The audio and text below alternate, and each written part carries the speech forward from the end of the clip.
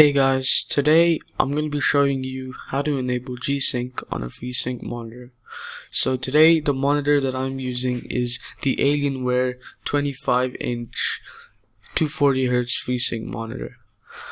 And note that you will need a DisplayPort cable because higher refresh rates are supported only by DisplayPort cables.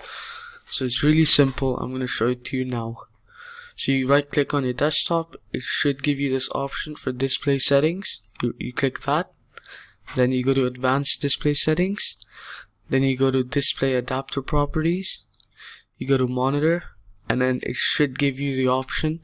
If it doesn't, that means you're either not using a DisplayPort cable or your monitor is not compatible, but it should work.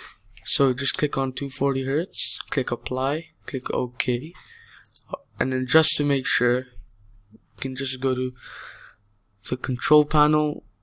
It should say 240Hz, and then yep, that's it. That's as simple as that.